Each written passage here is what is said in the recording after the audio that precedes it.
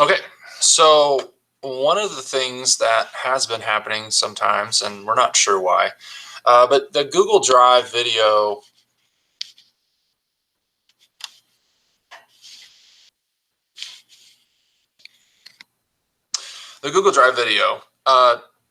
sometimes doesn't work right away, and every once in a while we get weird things happen with it. So one thing that usually almost always works is YouTube. So I just wanted to show you, I think quickly, how with one extra step or maybe a couple extra steps, you can convert the video that goes into your Google Drive straight from Google Meet into a YouTube video that relatively opens up every time from just about any device. I mean, YouTube is a platform that's pretty user friendly. So what you're going to do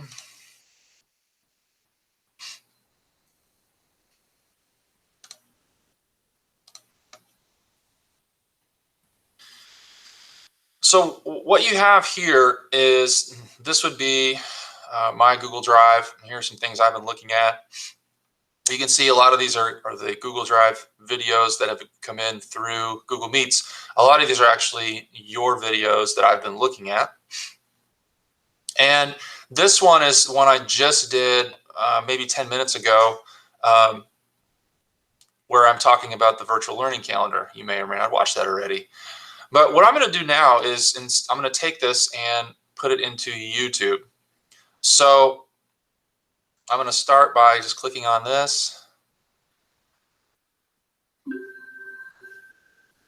All right, and there's that video. I'm going to stop that so you don't have to watch it for the second time. But up here, there's this little button you can see up here in the corner.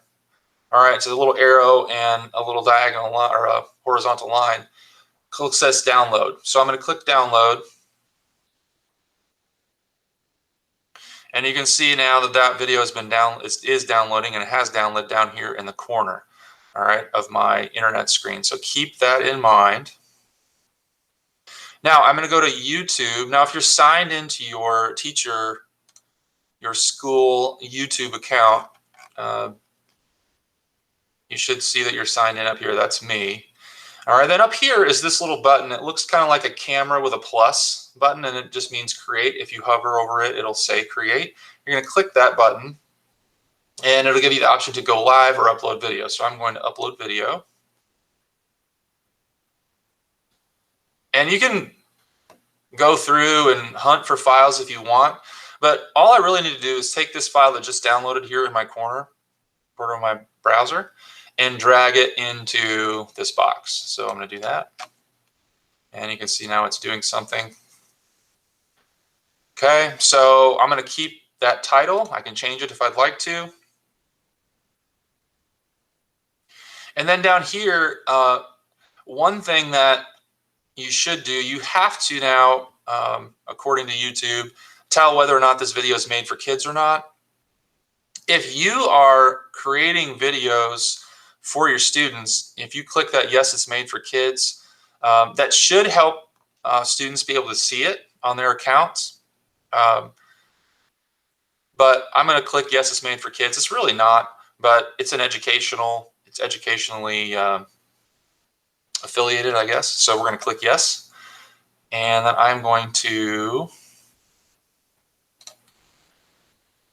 go ahead with more. I'm going to click next, save or publish. Now, usually I just make my videos public. It makes it easier. I don't have people asking, if I send out a link, I don't have people asking to see my video or get the rights to it, or requesting access. I've not really ever had a problem with people looking at my videos that shouldn't.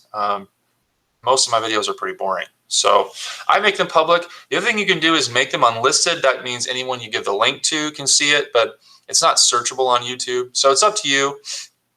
If you make it private, then no one will be able to see it. So you don't want that. And now I'm going to click publish. And you can see it's working. So that's really what will happen.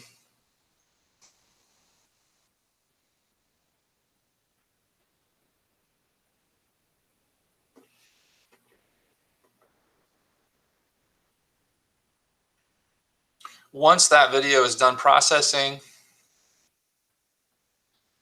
it will go to your YouTube